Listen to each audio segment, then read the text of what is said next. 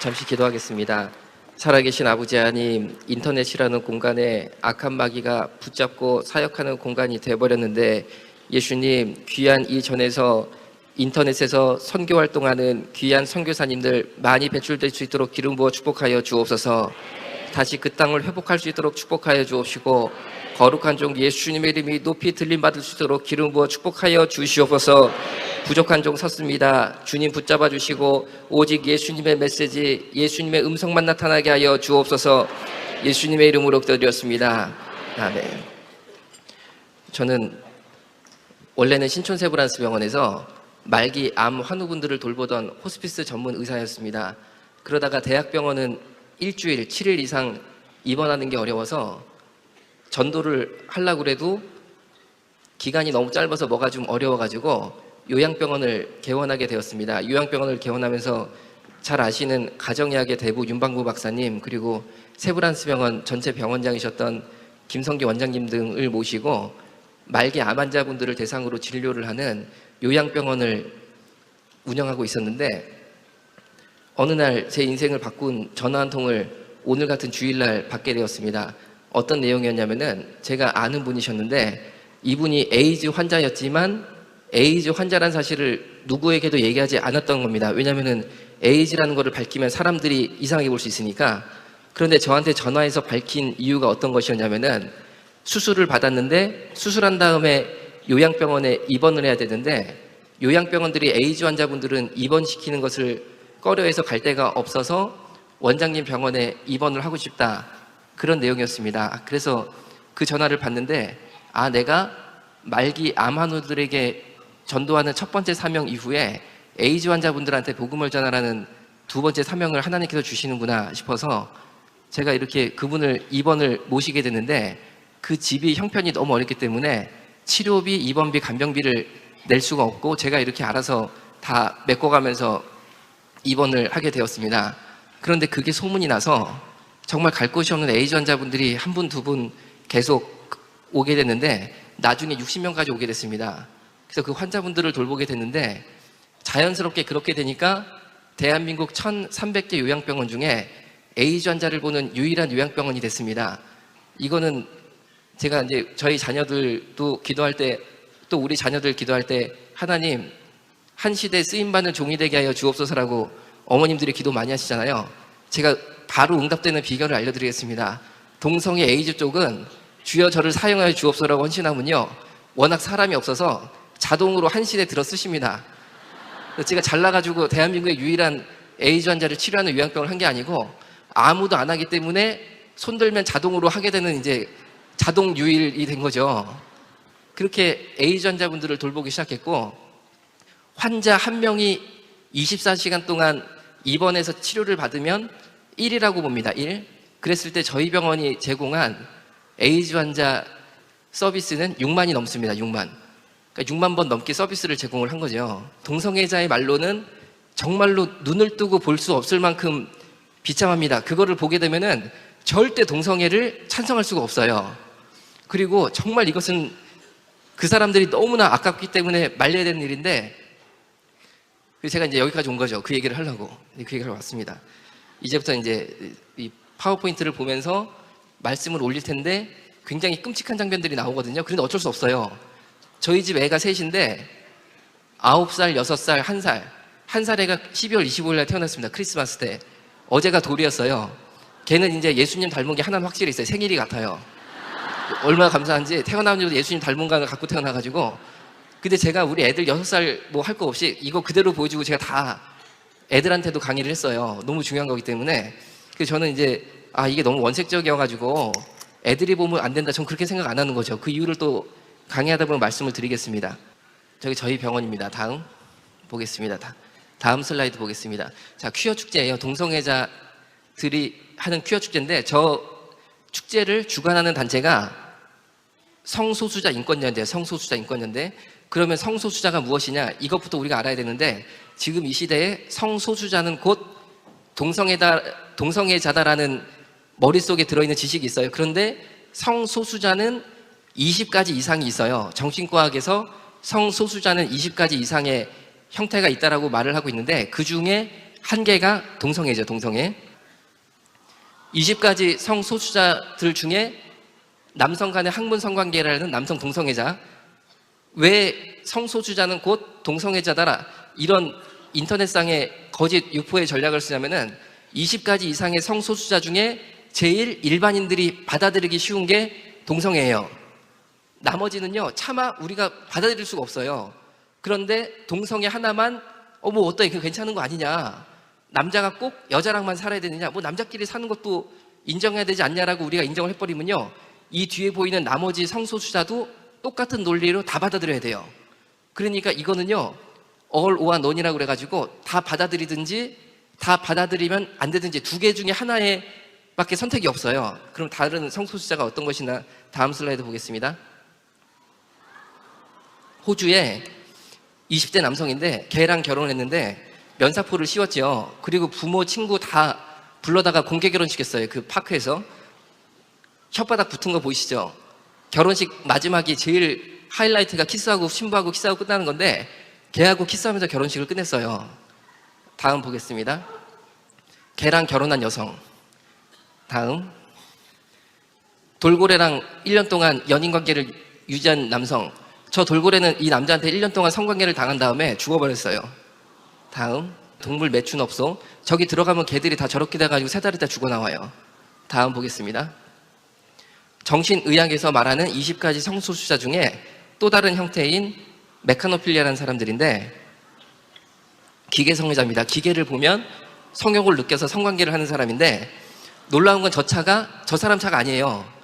지하주차장을 지나가다가 멋진 차를 보잖아요. 저 차가 포르쉐라는 차예요. 참 잘생겼어요, 차가. 저런 차를 보면 자기를 주체를 못해서 바지를 벗고 차에다 성관계를 하는데 어디다 하냐면은 자동차 범퍼가 있으면 그 위에 바람 들어가는 구멍 있잖아요. 거기다 대고 성관계를 하는데 지하주차장마다 CCTV가 다 있잖아요. 알면서도 어쩔 수 없이 해버려요. 자기를 절제를 못해요. 기계성애자입니다. 메카노필리아. 다음 슬라이드 보겠습니다. 자, 이거는요 시체성애자예요. 시체성애자. 정신과에서 네크로필리아라고 그러는데 실제로 저 사람이 애인으로 삼았던 시체들 실제 사진이에요. 그럼 저 사람이 끔찍한 괴물과 같은 사람이냐? 절대 아니고 역사학 박사님이고 교수님이고 할 줄 아는 언어만 12개가 되는 소문난 천재예요. 그런데 저 사람이 시체를 너무 사랑해가지고 공동묘지 옆에 방 3칸짜리 빌라를 얻어 살았어요. 그러면서 처녀가 묻히면 그 밤에 가서 캐내요. 그래서 자기 애인을 삼았는데 어떻게 발견이 되느냐? 부모님이 아들 집에 매번 가고 싶어도 못 오게 하는 거예요, 부모님을. 그래서 부모님이 어느 날 갑자기 가봤거든요. 가보니까 아들 집에 시체가 16개가 있어요. 그러니까 아버지가 놀래가지고요 경찰한테 신고를 했어요. 시체가 16개가 있으니까. 그래가지고 그 사람의 이런 모습들이 다 드러나게 됐는데 우리가 성경을 보면 거라사 지역에 광인이 있잖아요. 그 사람이 무덤을 너무 좋아해가지고 무덤 옆에서 살았다라고 돼 있고 나중에는 쇠사슬로 묶어버리잖아요. 그런데 쇠사슬을 끊고 계속 미친 행동을 하는데 저는 그 구절이 바로 이런 거라고 생각해요. 네크로필리아. 그 사람이 너무 시체를 이렇게 이상한 행동을 하니까 마을 사람들이 별 치료를 다 해도 안 되고 나중에는 제발 그 행동만은 하지 말라고 쇠사슬로 묶어도 안 되는데 오직 예수님께서 그를 위해 기도했을 때 군대 마귀가 떠나가고 정신이 온전해졌어요.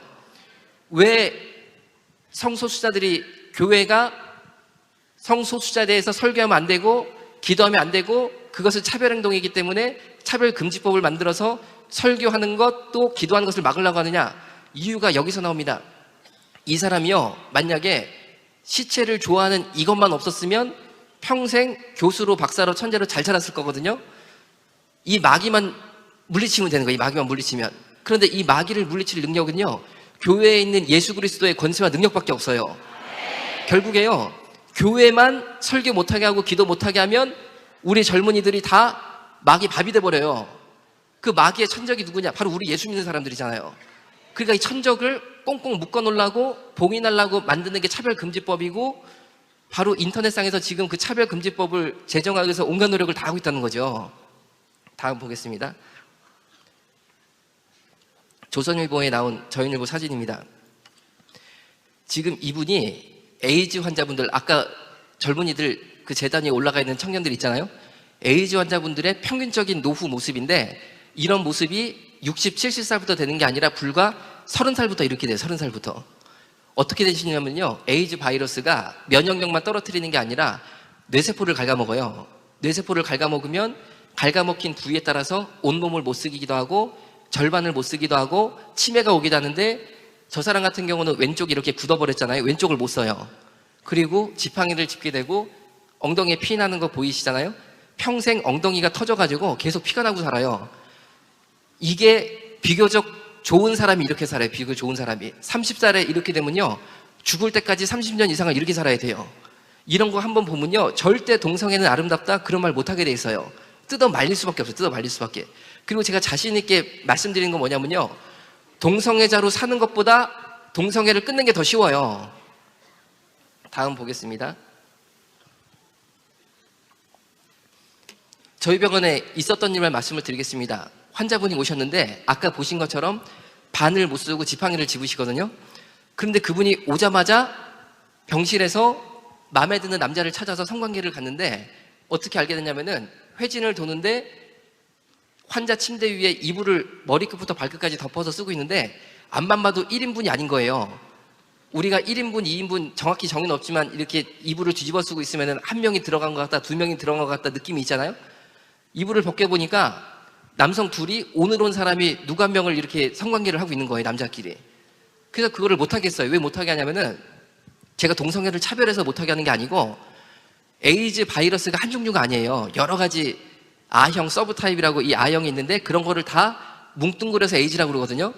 그러면은 이 사람에 있는 바이러스하고 이 사람에 있는 바이러스가 서로 틀린데, 둘이 성관계를 하면 두 개가 만나잖아요, 바이러스가 체내에서. 그러면은 변이가 생기면 둘 다 죽어버려요. 그나마 지금 자기한테 맞는 약을 먹어서 인생을 연명하고 있는데, 만약에 변이종이 생기면 다 죽어버리니까 그 사람의 생명을 살리기 위해서 성관계를 못하게 했거든요. 그래서 제가 고발당했어요, 그것 때문에. 인권 침해한다고. 하여튼 그렇게 됐는데, 병실에서 성관계를 하면 안 된다라고 말씀을 드렸어요. 말씀을 드리니까 병실에 있는 화장실에 들어가서 둘이 성관계를 하는 거예요. 그래가지고 어떻게 했냐면 화장실 문을 밑에서 20cm 정도를 잘랐어요. 왜 잘랐느냐? 한 번씩 봐서 다리가 2개면 정상, 4개면 비정상. 그래서 4개면 화장실 문을 열고 들어가서 말려야 되는 거예요. 그렇게 해가지고 이제 안 할 줄 알았거든요. 다음 슬라이드 보겠습니다. 이번에는 오후 2시에 주차장에서 성관계를 하는데, 저기 보이는 빨간 차하고 하얀 차 사이에서 바지를 벗겨놓고 이 대낮 오후 2시에 성관계를 하는 거예요. 그러니까 지나간 사람들이 얼마나 놀랍니까? 제가 본 동성애는요, 성중독이었어요. 성중독. 그 이상도 이하도 아니에요. 저희 병원에 일반 환자가 200명이 넘게 있고 에이즈 환자가 60명 있었을 때, 일반 환자 200명 중엔 저런 경우가 단 한 건도 없었어요.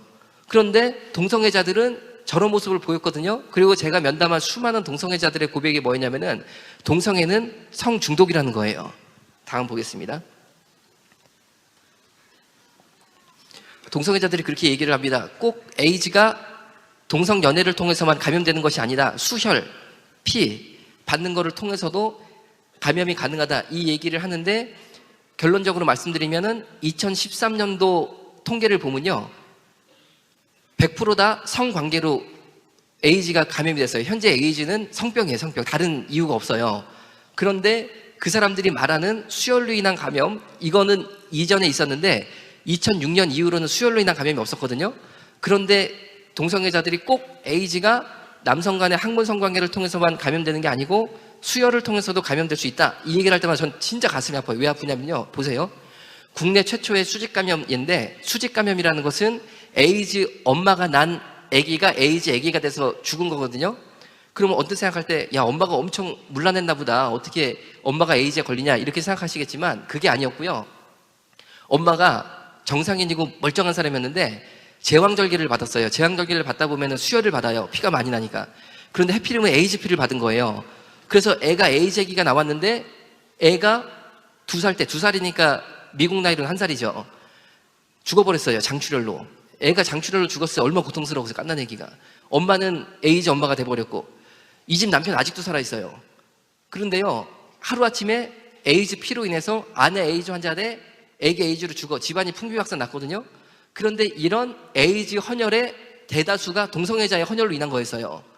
그런데 꼭 동성애를 통해서만 에이즈가 감염이 되는 게 아니고 수혈을 통해서 감염된다, 이런 말을 동성애자 입에서 할 때는요, 저 진짜 너무 가슴이 아파요. 그럼 그 피를 누가 헌혈했냐? 저 이거를 물어보고 싶은 거죠. 그 피를 누가 줬는데, 그리고 왜 동성애를 하면 에이즈에 걸릴 수 있는데 왜 헌혈을 했을까? 왜 헌혈을 했을까? 그렇잖아요? 왜 헌혈을 했을까? 그거를 묻고 싶어요, 정말로. 그런데 이게 참 무서운 게요, 그 누구도 이런 에이즈 동성애자 헌혈로 인해서 가정이 풍지박산난 이런 거는 어느 언론도 안 다뤄요. 어느 언론도. 맨날 동성애자분들 차별받는다, 그분들의 인권만 얘기하지 이런 사람들 인권을 얘기를 안 하는 게 대한민국이에요. 다음 보겠습니다. 여러분이 살고 있는 대한민국이요, 에이즈 검사를 하려면 보건소에 가서 익명검사라는 걸 시행하는데, 이게 어떻게 되는 거냐면은, 예를 들어서 제가 동성애를 한다고 생각하세요? 물론 아니지만 애가 셋이라니까 이제 처음에 말씀드렸잖아요. 근데 절대 나는 아니지. 하여튼 간에 예를 들어서 제가 이제 그렇다고 생각하시고, 그런데 에이즈에 좀 걱정이 돼요. 그러면 어떡하냐면요, 12월 28일에 가까운 구로구 보건소를 가가지고 저 에이즈 검사하러 왔습니다, 익명검사 하러 왔습니다, 그러면요, 주민등록증이나 신분증은 아예 안 보여줘요. 그리고 내 암호를 내가 정해요. 저는 12월 28일 날 방문한 1번입니다. 1번이 제 암호예요. 그럼 피를 뺀 다음에 그걸로 끝이에요. 그 다음에 일주일 뒤에 구로구 보건소에 전화를 한 다음에, 저는 12월 28일 날 에이즈 검사한 1번인데 결과 어떻게 됐어요? 그러면 1번님은 에이즈 걸리셨네요, 그러잖아요. 그걸로 끝이고, 전 지구상에 이 사람이 에이즈 감염된 사실은 자기밖에 몰라요. 보건소 직원도 모르게 돼 있어요. 네이버에 누가 질문을 올리냐면은, 에이즈 익명검사 후에 에이즈로 밝혀져도 정말 집창촌이라고 아시죠? 창녀촌. 거기 막 다녀도 되느냐? 국가가 나를 제재하지 않느냐? 답변이 뭐라고 나왔냐면요, 에이즈 익명검사는 지구상에 너만 하는 거고, 어디를 다니든 무슨 행동을 하든 국가가 알지도 못하니까, 제재하지도 못하니까 마음대로 살아라, 이게 답변이에요. 이게 대한민국입니다. 다음 보겠습니다. 후천성 면역결핍증 예방법이 에이즈법인데, 그런데 이게 운이 좋다 혹은 나쁘다라고도 말할 수 있는데, 대학병원에 가셨다가 수술 같은 거를 받으러 갔다가 우연하게 에이즈 검사를 하는 경우 있거든요. 그런 경우에 에이즈로 밝혀지면은 이미 내 신분은 노출이 됐잖아요. 대학병원에 이미 내가 등록을 시켰잖아요. 그런 경우는 병원에서 직접 국가에 보고를 해요. 그렇게 해서 보고된 자가 우리나라에 1만 명이 넘어요.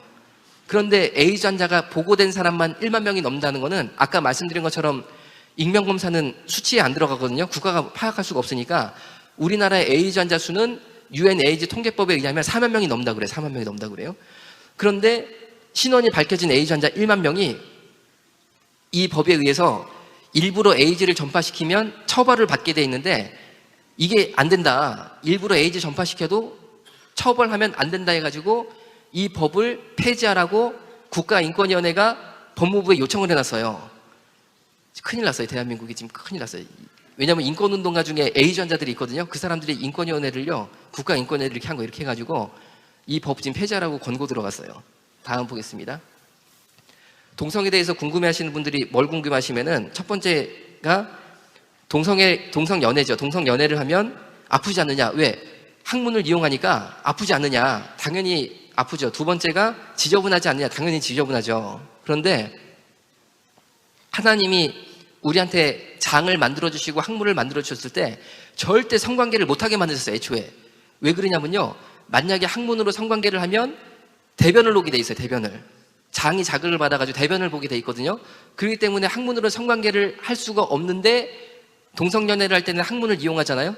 그렇기 때문에 어떻게 하냐면요, 이 센조이라는 걸 하는데, 이건 뭐냐면은, 모텔에 가면은 샤워기가 있잖아요. 그러면 샤워기 헤드 이렇게 물 나오는데 거기를 돌려서 뺀 다음에 이 샤워기 줄만 남죠. 저 화면에 보는 것처럼 호스만 남잖아요. 저 호스를 10cm를 항문으로 집어넣어요. 그 다음에 물을 틀어요. 어느 때까지 틀냐면요, 장 전체에 물이 꽉 찰 때까지 틀어요. 물고문이죠, 물고문. 그 다음에 양변기에 앉히면 안에 있는 게 나오잖아요. 이거를요, 최소 4번 내지 5번을 해요. 반복을. 왜 그러냐면은 안에 있는 대변이 다 빠질 때까지 하는 거예요.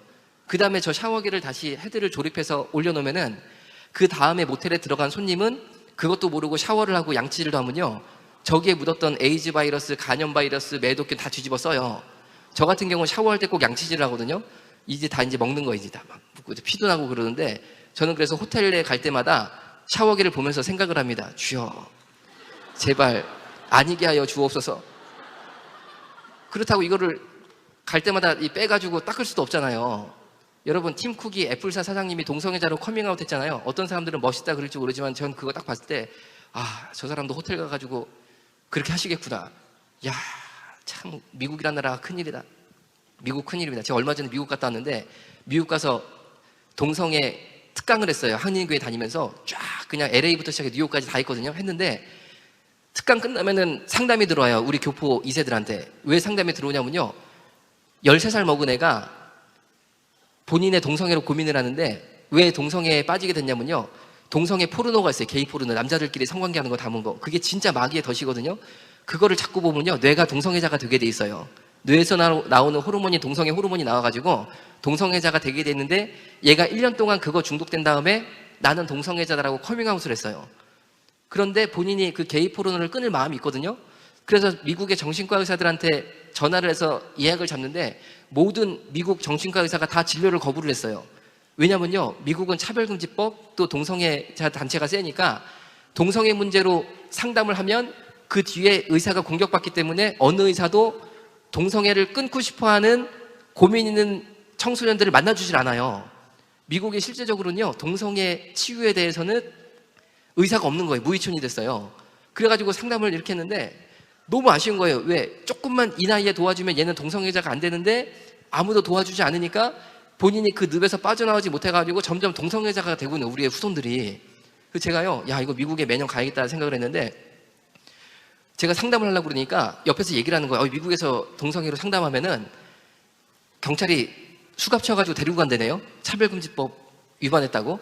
그래서 저는요, 조금 더 겁나지 않았어요. 왜냐면요, 날 수갑을 채워서 데려가면 저를 강제 출국시키겠죠. 그렇잖아요? 강제 출국되면은 그 뭐 무서워요? 그게 뭐가 무서워요? 그렇잖아요? 그리고 만약에 여만섭이가 미국 가가지고 동성애 강의 위에 동성애로 고민하는 청소년을 상담하다가 미국 경찰한테 수갑 차고 가가지고 유치장에 3일 있다가 강제 출국 당했다. 이 소식이 대한민국에 전해지면요, 우리 대한민국에 얼마나 피 끓는 크리스찬 의사들이 많은데 제가 볼 때 저 하나 그렇게 되면요 100명 일어나요. 100명. 그래서 다 휴가 내가지고 미국 가가지고 상담 다 할 거야 아마. 그 100명이 잡히잖아요. 그럼 1000명 일어나. 걱정할 필요가 없어. 걱정할 필요가 없어. 다음 보겠습니다. 16살짜리 중학생이요, 집에서 자기가 센조이 있잖아요. 항문에다가 넣고 물관장하는 거, 그거를 하는데 부모님 몰래 하다 보니까 마음도 급하고 그래서 샤워기 헤드가 빨리 안 돌아가서 어떻게 하면 빨리 돌아가냐고 그러니까 답변이 고무장갑 끼고 돌리면 잘 돌아간다라고 또 성인 게이가 답변을 한 거예요. 우리 자녀들을 우리가 지켜야 돼요. 우리가. 다음 보겠습니다. 피스팅은 어떤 거냐면은 항문으로 성관계할 때 당연히 아프기 때문에 할 수가 없거든요. 그래서 동성애자들이요, 항문을 늘려버려요. 자기 항문을. 그래서 결국에는 항문 장애인이 되는데 피스팅이라는 걸 하는데 저 피스팅은 동성애자들이 개발한 건데 어떤 거냐면 주먹을 항문에 집어넣어가지고 항문을 늘려버리거든요. 다음 보겠습니다. 우리나라 다음 카페잖아요. 거기 피스팅 클럽이 있어요. 같이 확장하실 분 구합니다. 확장이 동성애자 은어로 주먹을 항문에 집어넣어서 항문을 늘리는 걸 확장시킨다고 그러는데 같이 확장하실 분 구합니다. 확장해 주실 분 찾아요. 내 항문을 늘려달라고 광고를 낸다니까요. 맨 밑에 보시면요, 울산에 땡땡님 절 피스팅 해주세요. 울산 하는 분 계세요? 울산에서 오신 분? 울산에 남의 항문에다가 주먹 넣어가지고 늘려주는 거 전문가가 살아요. 그래가지고 울산에 땡땡님 제발 절 만나주셔서 제 엉덩이 항문에다가 당신의 주먹을 넣어주세요 광고를 하면요, 만나는 거예요. 모텔을 정해가지고. 다음 보겠습니다. 남자 고등학생인데 18 먹은 애인데 걔가 이 글을 올린 거예요. 얼마 전에 500cc짜리 포카리 스웨트병을 자기 항문에 집어넣는 성공했다라고 자랑 글을 올렸어요. 다음. 또 다른 남자 고등학생인데 자기 스스로 피스팅을 하다가 장이 밖으로 튀어나왔다는 거예요. 어떻게 하면 좋냐 그러니까 다른 사람이 답변을 줘요. 다시 장을 쑤셔 넣고 기다리면 된다, 이렇게 답변을 주는 거예요. 다음. 제가 지금은 좋아서 저러지만요, 18살인데 10년 동안 저 활동을 하면요 30살부터는 항문 장애인이 돼가지고 변실금 환자가 되고 기저귀 차고 살아야 되거든요. 우리 몸은 하나님이 주신 거룩한 성전인데 동성애는 우리 몸을 파괴해요. 결국에 장애인이 되게 만들어요. 에이즈 약값. 제 주변에 에이즈로 걱정하는 분이 계셔가지고 약값을 물어봐서 감염내과가 에이즈 약을 처방하는 과입니다. 바이러스 알약. 바이러스 알약을 3알을 먹는데 이거를 먹으면 에이즈가 치료되진 않지만 바이러스를 상당히 억제를 시켜가지고 오래 살 수가 있어요. 그런데 그분이 약값을 걱정해서 공공진료, 노숙자 진료하는 아주 좋은 종합병원 있거든요. 거기 과장님한테 전화를 해서 문자로 여쭤보니까 약값이 60만 원 된다 이렇게 말하잖아요. 60만 원 뭐 그럴 수 있지. 그게 아니고 결론적으로 600만 원이에요. 600만 원. 600만 원 약값이 나오면 90%인 540만 원은 국가에서 병원으로 주고 환자는 A지 환자는 60만 원만 병원에 내요. 그러면 60만 원 영수증을 받은 다음에 보건소에 가면은 그거를 또 바로 줘버리거든요. 이게 다 국민 세금으로 나가고 있어요. 대한민국에서 치료비 전부, 입원비 전부, 간병비까지 지원받는 거는 A지 환자밖에 없어요. 독립유공자보다 A지 환자가 대우가 더 좋아요. 이게 대한민국이에요. 다음 보겠습니다. 2013년도에 에이즈 환자에 대한 사회적 비용이 4조를 돌파했는데 2015년도는 5조가 돌파를 했어요. 올해는 5조가 돌파를 했고 향후 10조에 도달하는 게 불과 앞으로 10년이 안 남았어요. 다음 보겠습니다. 자, 저희 병원이 그렇게 에이즈 환자분들을 돌봄을 제공하고 있다가 제가 동성애자 에이즈 단체한테 완전히 물어뜯기게 되거든요. 그 이유가 지금 이 청년 때문에 그러는데 14일 동안 저희 병원에서 치료 잘 받고 소천했어요. 돌아갔어요. 그래서 저 환자에 대해서 진료 소홀이 있었다, 인권 침해가 있었다, 이거로 제가 엄청나게 공격받게 됐는데 그 이후에 말씀을 지금부터 드리겠습니다. 자, 저 청년 같은 경우는요, 일부러 제가 말씀드리는 이유가 있어요. 이게 에이즈다. 이제 그거를 알려드리고 이게 에이즈다. 왔을 때 진단명이 12개가 붙었어요. 신촌 세브란스에서 왔거든요. 12개가 붙은 첫 번째가 뭐냐면요, 에이즈 감염. 에이즈 감염은 이 친구가 22살 때 진단을 받았어요. 22살 때. 시간이 얼마 안 남아서 제가 이제 빨리빨리 더 이제 할 거예요. 22살에 에이즈 진단을 받았는데 22살에 에이즈 진단을 받은 이유가 숨 쉬는 게 너무 힘들어서 병원에 갔었는데 결핵이 양쪽 폐에 엄청나게 심하게 왔거든요. 이렇게 심한 결핵은 요새 없기 때문에 혹시 에이즈에 감염이 돼가지고 결핵이 온 게 아닐까 싶어서 검사를 해보니까 에이즈였어요. 그런데 에이즈라는 건 걸린 다음에 10년 동안 증상이 없어요. 10년 동안. 그거를 무증상기라고 그래요. 이 친구가 22살에 이런 증상이 심하게 온 것은 최소 10년 전에 감염이 된 거고, 그건 뭐냐면요, 12살 이전에 에이즈에 걸렸어요. 12살 이전에. 12살짜리가 무슨 수로 에이즈에 걸려요? 그렇잖아요. 동네에 남성 동성애자 에이즈 환자가 있었던 거예요. 그 친구가 이 남성 동성애자한테 잘못 걸린 거죠. 그래서 학문 성관계를 당해버려가지고 에이즈에 걸린 거죠. 다음 주에 제가 상담하는 이야기 돼 있거든요. 그 청년이 동성애자로 살고 있어요. 그런데 왜 상담을 요청했냐면은 2주 전에 34살 먹은 남자하고 번개라고 갑자기 팍 만나는 거 있잖아요. 그래가지고 성관계를 했어요. 학문 성관계를 했는데 헤어지면서 둘 다 남자죠. 남자인데 헤어지면서 남자 역할 했던 친구가 얘한테 이거 있잖아, 너 2달 있다 에이즈 검사 받아봐 그러고 싹 도망을 가버리더래. 에이즈 환자였던 거. 그러니까 이 친구가 걱정이 되잖아요. 이 친구가 상담 신청을 해가 다음 주에 만나기로 했어요.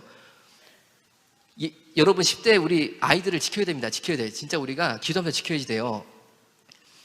12살에 이런 안 좋은 일을 경험을 통해서 에이즈에 걸렸는데 이번 신경매독이 뭐냐면요, 다시 이제 처음부터 들어갈게요.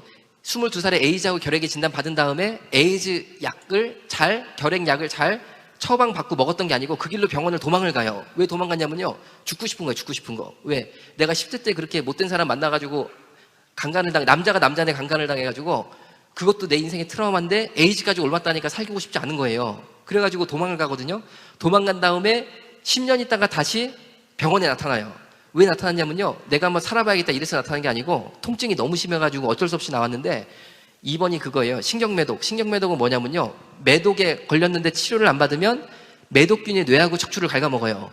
이때 통증은 이루 말할 수가 없다고 그러거든요. 사람 완전 미쳐버린대요. 그게 돼서 왔는데 검사를 해보니까 3번 활동성 좁쌀결핵이 뭐냐면요, 양쪽 폐에 결핵균이 꽉 차버렸어요. 그냥 폐에. 4번의 결핵성 림프절 병증은 뭐냐면은 림프절이라고 있잖아요. 림프절. 거기도 결핵균이 다 잡아먹었어요. 결핵성 늑막염이 5번이죠. 늑막은 뭐냐면 폐 옆에 붙은 막인데 여기까지 결핵균이 다 먹어가지고 여기를 먹으면은 폐에 물이 차요. 6번 결핵성 복막염. 복막까지 결핵이 다 잡아먹어버렸어요. 7번 결핵성 장염. 장도 그냥 결핵이 꽉 차버렸고, 8번 간농양, 비장농양은 뭐냐면요, 간하고 비장에 이만하게 고름주머니가 다 잡혔어요. 9번 활동성 B형 간염. 이건 뭐냐면은 B형 간염도 이 친구가 성관계 하다 옮아가지고, 활동성은 뭐냐면 바이러스가 혈액을 타고 온몸을 막 다니는 거예요. 10번 대상포진. 대상포진만 걸려도 우리 인생 진짜 애로사항 많거든요. 아파서. 대상포진. 11번 구강 칸디다증. 이건 뭐냐면 입안에 곰팡이가 펴가지고 입안에 허옇게 이게 그냥 다 곰팡이로 그냥 이렇게 덮여버린 거예요. 12번 장루 상태 인공항문은 뭐냐면은 이 친구가 더 이상 항문을 못 써요. 그래가지고 인공항문을 만들었어요. 이래가지고 저희 병원에 왔는데 죽는다는 얘기 듣고 왔어요. 올 때. 다음 보겠습니다. 어머니가 저희 병원에 써주신 감사편지. 아들을 너무 잘 돌봐줘서 고맙다. 그런데 이상하게 동성애자 에이즈 단체가 왜 아들 일에 대해서 엄마한테도 전화 한 번 안 한 거예요. 어떤 일이었냐고 사실 확인을 한 적이 없어요. 그런데 14일 만에 죽었다라고 수동 연소양병원에 인권침해 있었다라고 기자회견을 하고 이걸 방송에 내니까 너무 이거는 잘못된 거고 안 그랬으면 좋겠다라는 편지를 직접 손으로 써주신 거예요. 다음 보겠습니다. 동의서, 그 환자에 대해서 진실을 유포하라고 저희한테 동의서를 써줬어요. 하도 시민단체가 동성애자 에이즈 단체가 거짓말로 막 하니까 제가 진실을 유포하라고 동의서를 써준 거예요. 다음.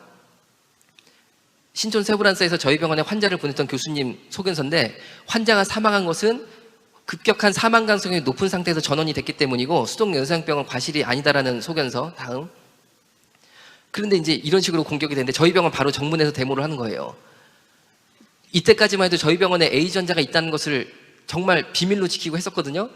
우리 의사 간호사들이요, 환자 보다가 깨물리게 하죠. 환자가 식물인간이 되니까 바이러스가 뇌를 갈구면서 식물인간이 되면요, 자기도 모르게 혀를 이루고 깨물어가지고 혀가 막 잘려요. 그래서 그 혀를 구한다고 그냥 지금 바로 그러니까 어디 가가지고 도구 갖고 올 시간도 없잖아요. 그 시간이 벌써 혀 다 잘라주고 없잖아요. 맨손을 집어넣어가지고 벌렸어요. 벌리다가 손가락까지 깨물렸어요. 그 환자는 이미 입안에 자기 피로 좀 찢어졌으니까 펄펄 나고 있는데 손가락 집어넣는데 깨물려가지고 상처가 나서 거기에 그 사람 피가 들어갔어요. 그렇게 죽을까 하고 환자를 보면서 복음 전한다는 기쁨 때문에 정말 비밀로 유지하면서 하루하루 이렇게 하고 있었는데 소위 에이즈 단체 그리고 동성애 단체가 이거를 이제 세상 말로 하면 까발린 거예요. 여기 에이즈 환자 있다고. 저 사람들이 누구냐면요, 저희 병원에서 에이즈 환자분들을 돌보다 보니까 간병사를 에이즈 환자를 썼어요. 에이즈 환자인데 보시는 저 사람들이거든요. 일찍 발견이 돼서 바이러스 억제제를 잘 먹어서 활동이 가능한 사람들을 썼는데 이 사람들이요, 일당 얼마 받았는지 아세요? 17만 원 대우를 받았어요. 거의 의사, 약사하고 월급이 비슷했어요. 일당으로 보면은. 이게 누가 내는 거냐? 여러분들 세금으로 냈어요. 세금으로. 그러니까 대한민국에서 잘 먹고 잘 살려면은 에이즈 걸리면 좋아요. 치료 다 공짜로 해주지, 취직도 시켜줘가지고 17만 원 대우하면서 일자리도 만들어주니까 그렇게 했는데 이 친구들이 이렇게 수입이 있음에도 불구하고 기초생활 수급권자로 또 혜택을 또 받았거든요. 그래서 55만 원을 동사무소에서 매달 현찰로 지원을 받았어요. 그런데 이게 감사원에서 이건 잘못됐다. 왜? 수입이 있는 사람은 수급권자로 하면 안 된다라고 해가지고 이 친구들이 수급권자가 다 박탈되게 됐거든요. 그러니까 저 친구들이요, 저 당시에 간병사 없으면은 죽을 환자 40명, 와상 상태 환자 40명 있었는데 그 40명을 버리고 똑같이 단체 사직서를 내고 퇴사한 친구들이에요. 왜? 55만 원을 자기 못 받으면 안 된다. 이거를 따로 염환수 원장이 주기를 바란다. 이제 그런 마음이었던 거예요. 그런데 제가 사직서를 다 받아버렸어요. 받고, 왜냐하면 환자의 생명을 이렇게 노동쟁이한데 이용하는 사람들은 안 돼요. 그 사람들 다 떠나고 기도하면서 일반인 간병사로 다 채웠거든요. 그런데 그 사람들이요, 얼마 시간이 지난 다음에 나가도 취직할 데가 없으니까 다시 전화가 옵니다. 와서 취직하고 싶다 그래도 저는 안 되는 거죠. 이미 간병사를 다 모셨고 또 한 번 그렇게 한 사람들은 휘둘리면 안 되는 거예요. 이거는 절대 환자의 생명을 위해서 그러면 안 되거든요. 그래서 안 된다고 그러니까 이 사람들이 그 다음에 어떻게 나타났냐면요, 이렇게 나타난 거예요. 인권운동가로 나타났어요. 그 다음에는. 그러면서 이렇게 데모를 하고 이렇게 한 다음에 저희 병원에 들어와가지고 유인물을 환자들한테 막 나눠주는 거예요. 그런데 그 유인물을 받은 에이즈 환자분들이요, 다 웃었어요. 왜? 우리가 죽던 말든 신경 안 쓰고 돈 50만 원 때문에 우리 버리고 간 사람들이 갑자기 인권운동가라고 명함을 파고 나타나가지고 인권운동한다고 나타나니까 얼마나 우스워요. 그렇잖아요? 그게 그 사람들 실체예요. 절대 참다운 인권 그리고 하나님이 주신 생명에 대한 경외심이 있는 게 아니고 오로지 이거예요. 오로지 이거. 제가 경험해보니까 오로지 이거예요. 오로지 이거. 다음 보겠습니다. 그리고 이제 인터넷에 저희 병원 나쁘다고 이 사람들이 도배글을 남기는 거죠. 다음. 그래서 일이 이렇게 되니까 질병관리본부에서 저희 병원에 있었던 에이즈 환자분들을 국립경찰병원으로 다 후송을 시켰거든요. 후송시키니까 그럼 감사한 거잖아요. 국립경찰병원이 에이즈 환자 돌보니까. 경찰병원 나쁘다고 또 도배글을 남겨버려요. 다음. 이 사람들이 요구한 게 뭐였냐면요, 이건 검찰 결과 나타난 거예요. 이건 제가 고발당한 건데 무혐의 된 거거든요. 그런데 보시면은 동성애자 및 에이즈 인권단체들이 국립요양병원 건립과 더불어 자신들을 직원으로 채용해 줄 것을 일관되게 주장하였다라는 게 검사 판단이었거든요. 뭐냐면은 이 사람들이 주장하는 게 뭐냐면 김땡땡님이 죽은 게 인권 침해였으니까 대한민국에서 유일하게 에이즈 환자를 돌보는 수동 연소양병원을 없애고 세금 한 200억 정도 들여가지고 국립 에이즈 요양병원을 만든 다음에 자기들을 직원으로 채용해달라는 요구였어요. 다음 보겠습니다. 그것만 요구하는 게 아니에요. 장애인 지정은 뭐냐면은 에이즈 환자 중에 아까 처음 사진 보신 것처럼 몸에 휴유장애가 있는 사람은 장애인으로 지정해서 장애수당을 매달 주거든요. 몇십만 원씩 주는데 그게 아니고 아까 현수막 치고 데모한 친구들 있잖아요. 그 친구들은 휴유장애는 없어요. 몸 못 쓰는데 없는데 그 사람들조차도 장애인으로 지정을 해줘서 매달 장애수당을 받게 해달라는 요구예요. 제가 하도 답답해가지고 그럼 어디가 장애가 있는 거냐고 물어봤거든요. 그 사람들한테. 그러니까 그분들이 하는 말이 면역장애네. 면역장애. 면역이 떨어져 있으니까. 다음 보겠습니다. 또 하나 요구하는 게 트랜스젠더라고 있잖아요. 성전환 수술 비용도 국민 세금으로 80% 지원달라는 요구를 하고 있어요. 저기 몇 천만 원 나오는데 야 너무하네 너무해. 다음 보겠습니다. 국가인권에 제가 고발당했는데 기각되고 다음 검찰한테 4가지 고발되는데 또 무혐의 되고 다음 우간다가 전 국민의 60%가 에이즈 환자였었는데 다음 보겠습니다. 지금은 4%로 떨어졌는데 콘돔 사용만으로는 에이즈를 해결 못한다는 게 우간다의 입장이었어요. 그리고 성경에서 말하는 금요 그리고 하나님이 주신 성은 부부 사이에만 허락한 거예요. 남자와 여자로 이루어진 부부 사이에만 하나님이 허락해 주신 거거든요. 그거를 지켜야지만 에이즈가 궁극적으로 막을 수 있다는 게 우간다의 입장이었고 정말 성공해가지고 4%로 떨어졌어요. 그런데 우리나라는요 인터넷을 보면 콘돔 사용하면 에이즈나 성병 예방할 수 있다고 하지만 그거는 정말 거짓말이에요. 에이즈를 예방할 수 없는 거죠. 왜? 콘돔의 실패율은 2에서 15%인데 보통 15%고 완벽하게 사용해도 2%가 실패를 해요. 다음 보겠습니다. 저 여성은 성매매 업소에서 2년 동안 일을 했는데 콘돔 끼면 괜찮다고 그래가지고 그런 줄 알았거든요. 2년 일한 다음에 나와서 보건소에서 검사를 받으니까 에이즈뿐 아니라 온갖 더러운 성병 다 걸렸거든요. 다음 볼게요. 이런 병까지 걸렸어요. 다음. 동성애자 단체들이 본인들이 텔레비에 나와가지고 막 그분들이 울면서 막 불쌍하고 막 이런 거 연출을 하잖아요. 저는요 그 동성애자 텔레비에 나오는 유명한 사람들한테 제가 이러고 살잖아요. 지금 보시는 것처럼 이렇게 전 진실을 말하고 살잖아요. 그 제가 여러분 이게 있어요. 왜 교회들이 동성애 반대 운동 이런 걸 안 하느냐? 이거 해가지고 이익 볼 게 없어요. 공격만 당하니까 동성애 반대 운동 한다고 부흥되는 거 아니잖아요. 그리고 공격만 당하니까 그런 요소가 좀 있는데 저는 제가 본 게 있기 때문에 저는 때려 죽여도 하여튼 반대, 때려 죽여도 반대. 그래가지고요 제 입을 막으려고 텔레비에 나오는 유명한 동성애자들이 있거든요. 인권운동한 사람. 그 사람들한테 저는 집단으로 폭행당하기도 하고 제 물건을 뺏기기까지 했거든요. 그런데 텔레비에 나오면 그 사람들이 막 차별받는다고 울고 이런 거 보면요 제가 속으로 웃으면서 뭐라고 얘기하냐면요 저분은 차별받을 인간이 아니신데 절대 그분들 여러분 차별받을 사람들이 아니니까 그런 걱정 안 하셔도 돼요. 동성애들 차별받을 불쌍한 걱정 안 하셔도 돼요. 성소수자 인권단체 공지사항이에요. 호모포비아, 혐오 세력이 뭐냐면은 저나 여러분처럼 동성애의 폐하 때문에 동성애를 반대할 수밖에 없는 사람들을 혐오 세력들이 호모포비아라고 그러는데 주요 인물 뒷조사라고 그래가지고 그 사람들을 해치고 궁리하고 있어요. 인권단체 아니라니까요. 다음 보겠습니다.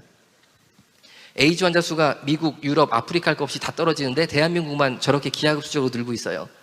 다음. 자, 이 단체가 순수 인권단체냐? 절대 그렇지 않습니다. 통합진보당 해산됐을 때 다음 슬라이드 볼게요. 우리나라의 유명한 동성애자 단체, 성소수자 단체, 그리고 에이즈 단체인데 모두 다 한결같이 통합진보당 해산 규탄 성명서를 내면서 뭐라고 주장했냐면은 다음 슬라이드 볼게요. 통합진보당의 3만 당원과 우리는 끝까지 함께 할 것이고 박근혜 정권은 인권 탄압 세력이고 독재 세력이다 이렇게 성명서를 냈거든요. 왜 그러냐? 다음 볼게요. 우리나라의 공산주의 대회가 매년 열려요. 막시즘 2015가 2015년도에 열린 공산주의 대회인데 보시다시피 주제가 동성애예요. 매년 우리나라 공산주의자들의 가장 큰 주제가 동성애예요. 다음 보겠습니다. 저 곽희경 씨가 성소수자 인권연대 대장이에요. 회장, 운영위원장. 노동자연대에 글이 연재가 됩니다. 어떤 게 됐냐면요. 이 전 슬라이드 볼게요. 전 슬라이드. 붉은 줄 보시면요. 마르크스주의 관점에서 동성애에 대한 편견을 반박한다고 되어 있잖아요. 한국의 동성애 운동의 굉장히 이상한 점은 뭐냐면요. 공산주의예요. 사실은 공산주의. 다음 볼게요. 2014년도 마르크스 대회 포스터 성소수자 해방운동가 마르크스주의. 다음.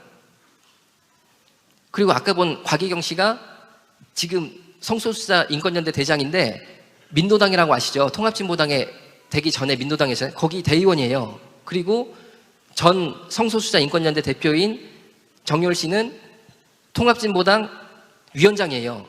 결국에요. 정말 극단적인 공산주의 세력화돼 있어요. 세력화.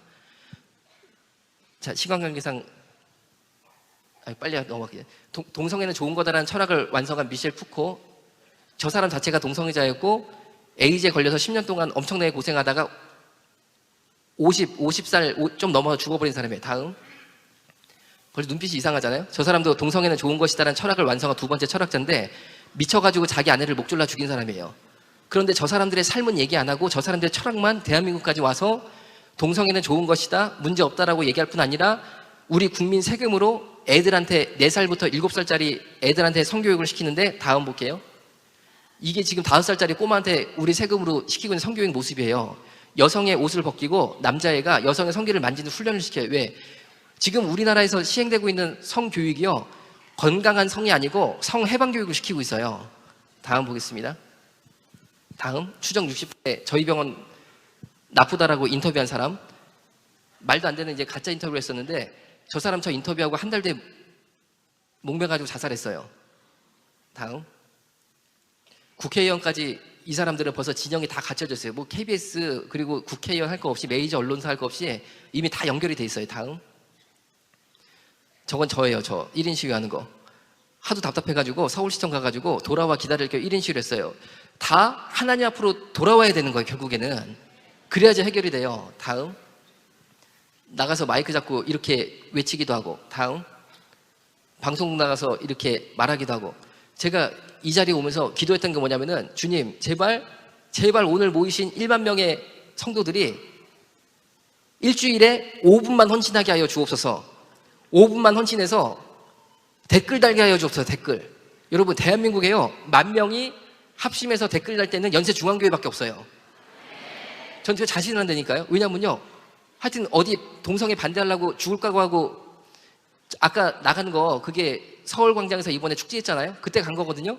갔는데 저는 꼭 애를 데리고 나가요. 우리 애들을 데리고 나가요. 왜? 우리 애들도 전사로 키우려고, 영적 전사로. 학교에다 전화해가지고 학교 못 간다고 그랬어요. 이틀 동안 학교 못 가니까 나는 거기 가가지고 우리 애랑 기도하고 외쳐야 되니까 그런 줄 아시라고 학교 안 보냈어요. 그래가지고 가면서 차에서 방언 기도하고 가서 기도하고 동성애를 반대합니다 하고 우리 아들하고 외치고, 우리 아들이 9살이라니까요. 그렇게 했는데 그 광장에서 애 데리고 온 크리스찬들이 있는 거예요. 이 뜨거워가지고 애를 데리고 온 거예요. 애를 미래의 전사로 키우기 위해서. 얼마나 반갑습니까? 그렇잖아요. 그래가지고 가가지고 인사를 나누고 어느 교회에서 오시냐고 그러니까 다 애 데리고 온 집은 연세중앙교회야. 그러니까 제가 그때 느꼈다니까요. 야, 연세중앙교회 된다. 여기 된다. 제가 이 자리에 오면서 기도한 게, 그래서 대한민국의 동성애 진영에서도 1만 명 댓글 달 집단이 없어요. 동성애 진영에도. 그런데 우리는요, 연세중앙교회가 있어. 여러분들이 일주일에 5분만 헌신하면요, 우리나라 역사를 바꿀 수 있어요.